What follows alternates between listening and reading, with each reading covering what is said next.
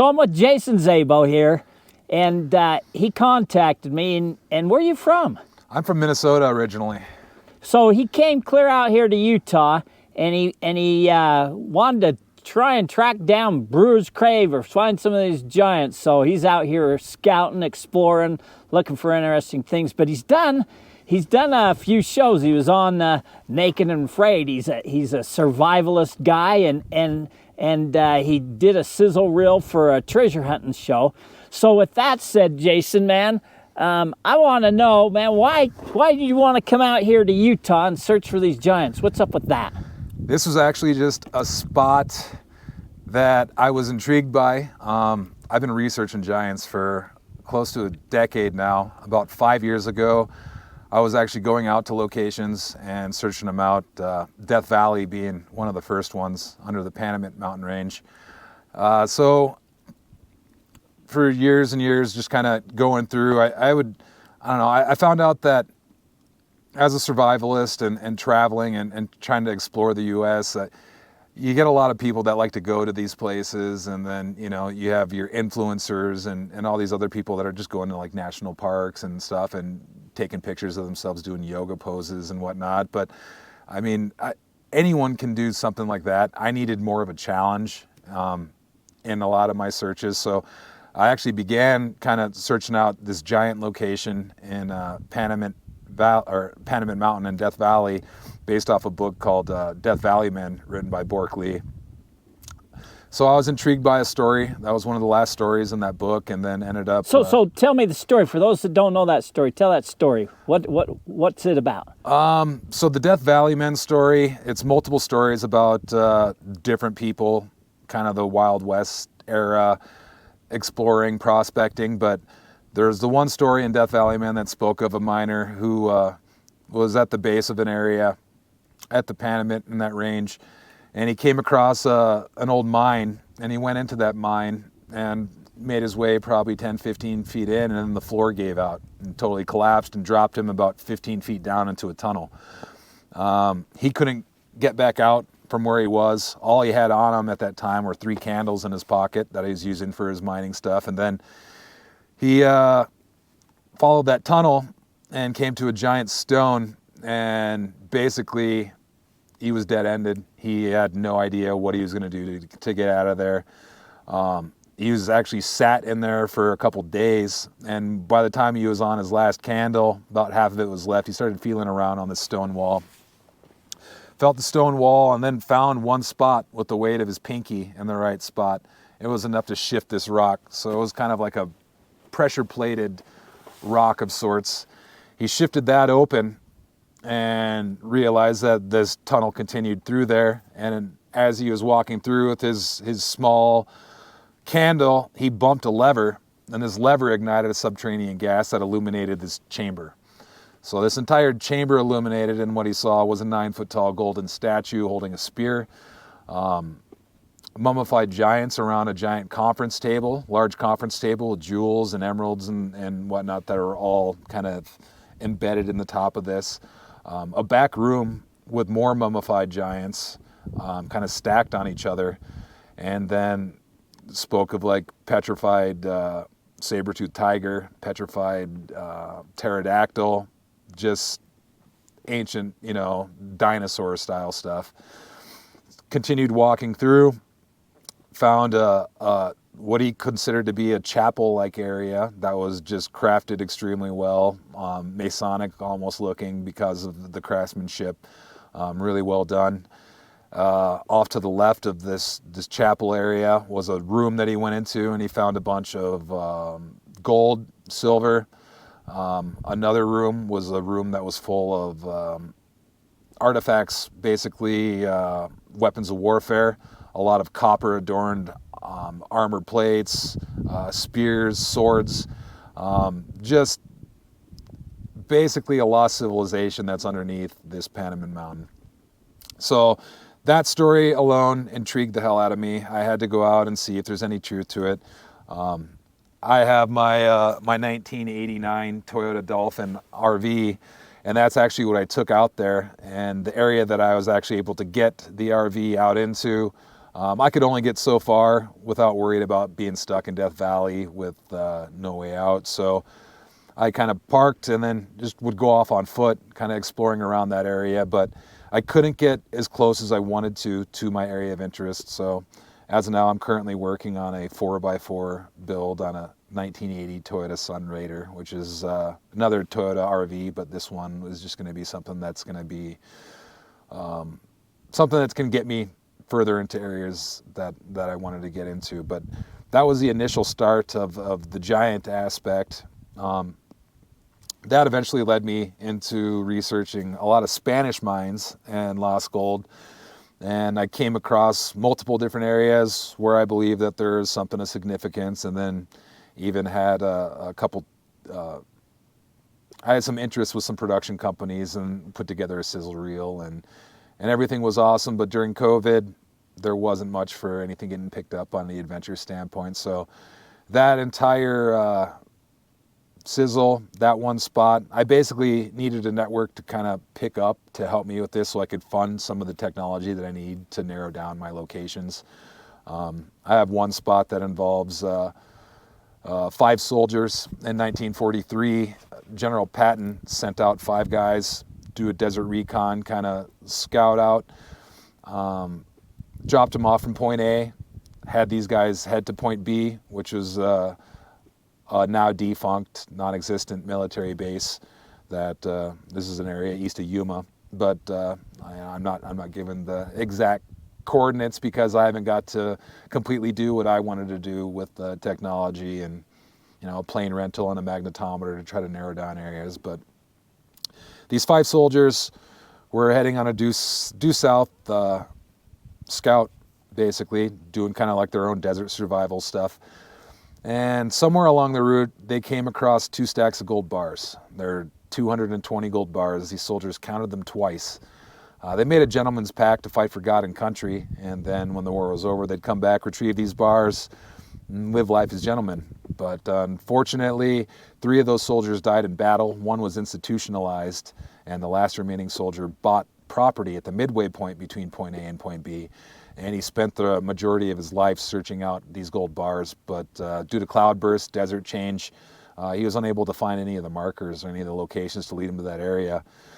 So we have 220 80-pound gold bars that are sitting off of possibly an old Spanish trail that have never been recovered. The best I could think of is that there are 5 soldiers.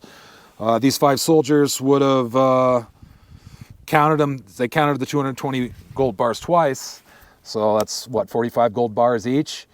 I know that I wouldn't have wanted to wait for Patton to send out another group of soldiers to possibly stumble across the same thing, so I'd figure that these guys would have dug a foxhole and put 45 bars in each hole, probably around that same area, because they're not going to want to haul around 45 80-pound bars. And to date, these bars have not been found, and they are still out there. Had to kind of just maybe use a little bit of logic and theory and pertaining to how those gold bars would have even got there. And for that vast amount of gold bars, there'd have to be some type of a wagon. I don't know if a wagon wheel broke, a wagon axle of some sort broke, and they were forced to unload these gold bars. And they could have had natives after them, depending on where they had retrieved these gold bars, where they were going with them. But the fact of the matter is, whoever did have them originally left them stacked up in 2 piles and never returned for them. So the fact that this soldier spent the remaining decades of his life searching and never finding them leads me to believe that there is something significant that's out there. It's just going to take the right technology and the right type of research to try to find that location to see if there is any truth to that, and then kind of end the story of that lost soldier's gold, see if it's something that's real or not. I basically wanted to get a plane rental and a magnetometer. Magnetometer is going to pick up that wagon axle or any type of man-made metals that would have been out in the area in an entirely vast, wide open area. So I was actually hoping that a network would pick up. We'd be able to go out and do a quick search, get some points of interest and go from there. But that's just one current hunt that's not underway. It's kind of at a standstill until I have the ability to use some technology to narrow down that needle in the haystack. So you got an interest in giants. You got an interest in treasure hunting. You went from Minnesota to California, and now, man, you're traveling across the country and you end up in Utah. Tell me about why you're here in Utah. I was actually just buzzing through Utah. I was going to be going to the Johnson Canyon area. In Utah, and that's in Utah, Kanab area. Yep, Kanab area. And that was based off of a lot of your stuff pertaining to Robert Shrewsbury. I've watched every single video you had with him. Jeez, Jason, I'm starting to like you. And he's basically, I'm pretty good at gauging and reading character. And from every single video that I saw with Robert Shrewsbury and kind of the way his brain works, the way that he believes entirely what he's doing and everything that he's done, I believe that he was a great source of knowledge. And just his speaking about the giants and what he had found in that Johnson Canyon area pertaining to the wind tubes that corkscrew down into the earth and you know, thousands of years of debris that had filled up inside of those. And then a few of these spots he actually went in and dug out by hand and saw some of these Nephilim remains and knows that they exist. And yeah, he was a veritable force of information. And that was kind of I enjoy hiking. I enjoy getting out. I've only been into Utah just a couple times. The first time I was just exploring around Canyonlands and whatnot. But that area, that Johnson Canyon area intrigued me. And reading through more and more stuff and then finding out a couple other interviews that Terry had with another gentleman who as a kid was at the bottom of a wash and then came across what looked like a giant white stone sticking out of some clay type soil, and it ended up being the skull of a giant, which of course the museum was called in to come check it out. And then those remains, it wasn't just a skull that was sticking out that looked like a rock. There wasn't actually an entire body that had formed underneath it, but that was spirited away to a museum, never to be heard again. So that kind of put me into an area that, well, it seems to me like if Nephilim and giants, giants did exist, that this would be an area where remains could be found. And further research brought me into the Brewer's Cave aspect, and then I got pretty deep into that. And on my way to this Johnson Canyon area, I basically saw the Manti and Nephi sign, and I couldn't just drive by. I checked out the weather. I hate the cold. I hate the snow. Coming from Minnesota, just 25 plus years of sub-zero winters and miserable and seasonal depression and all of that stuff that's just not fun.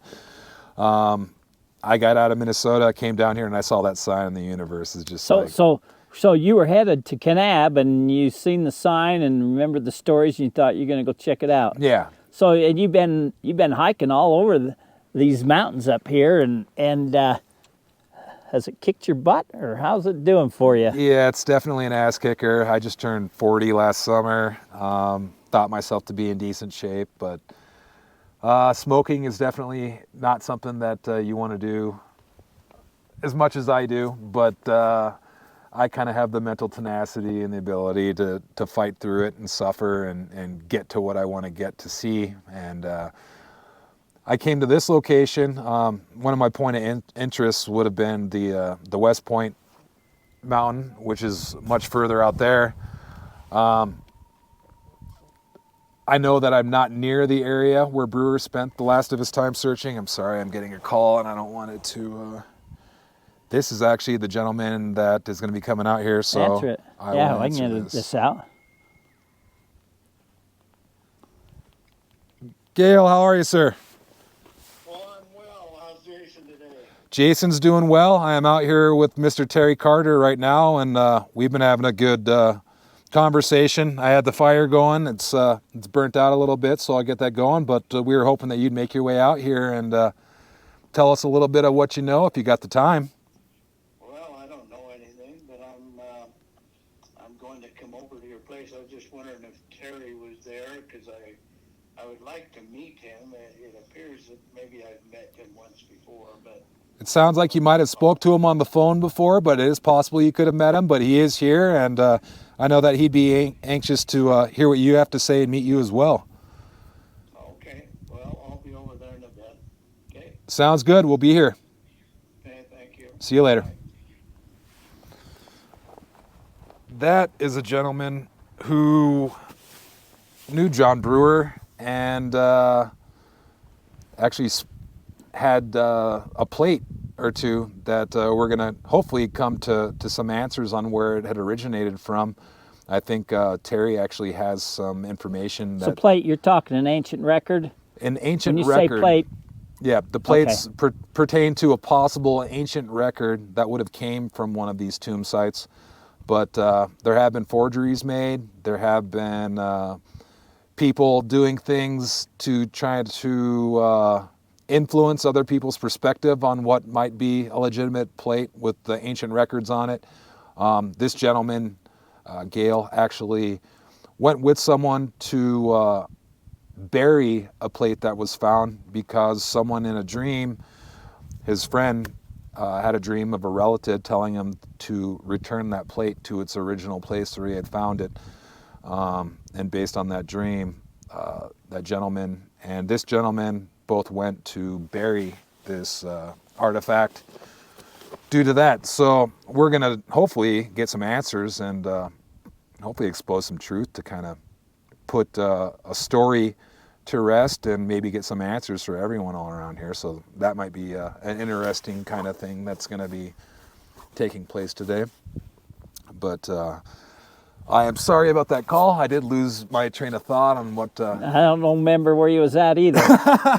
So tell me, you was on that. You're a survivalist guy. Yeah. You was on the show Naked and Afraid, and what they have you doing, and tell me about your how'd you get into survivalist stuff? And it must be all right if they put you on the show, huh? How'd you do? Yeah, my survivalist background. When I was a kid, my grandfather gave me a Boy Scout handbook from 1930, I believe it was.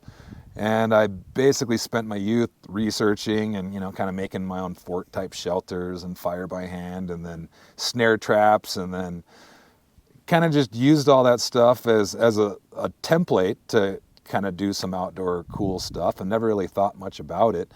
I know that my grandfather, even when I was a kid, when it come to me getting to shoot a BB gun, my grandpa's retired military science.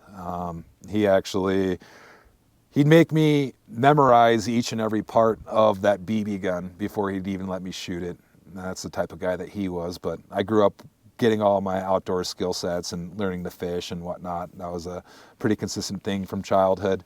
But it was based off this Boy Scout handbook that my grandfather gave me.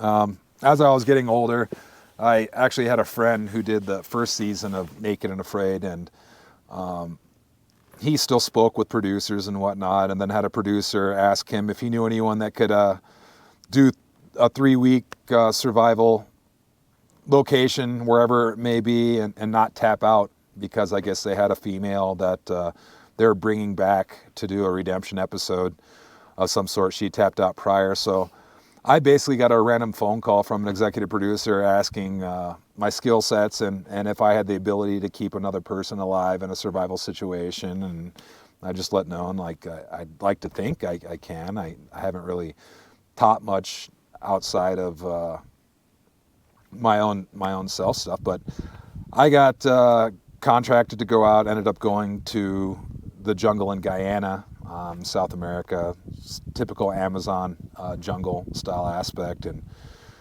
I was naked with a machete for 3 weeks. Lost the least weight of anyone to do the show. I think I lost 6 pounds and my partner lost 1.2 pounds, and I had gathered and caught pretty much the majority of all the food for that entire duration. And I think after calling that show a paid vacation, and spearing a 50-pound freshwater stingray and doing all right on the food aspect and getting through there. Completed 21 days. Never got asked to do a 40-day or anything like that, but I kind of did what I wanted to do. And that was my first time out of country.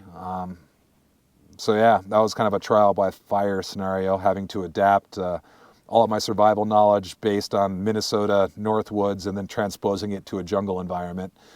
But yeah, I mean, it's easier to carry knowledge in your head than gear on your back. So about the toughest thing about that was, I don't know, having to get naked in front of a bunch of production dudes and then make your fire by hand, get your food source going within a few days so you can continue to thrive. And yeah, I was able to do that, and that led to feature films. I was a mercenary in Jurassic World Fallen Kingdom with Chris Pratt and Ted Levine, who's Buffalo Bill. And then worked on Triple Frontier. I was an animal handler for the mules on that, and then did some background work. Triple Frontiers, that Charlie Hunnam, Ben Affleck, Garrett Hedlund, Oscar Isaac, Pedro Pascal Netflix movie.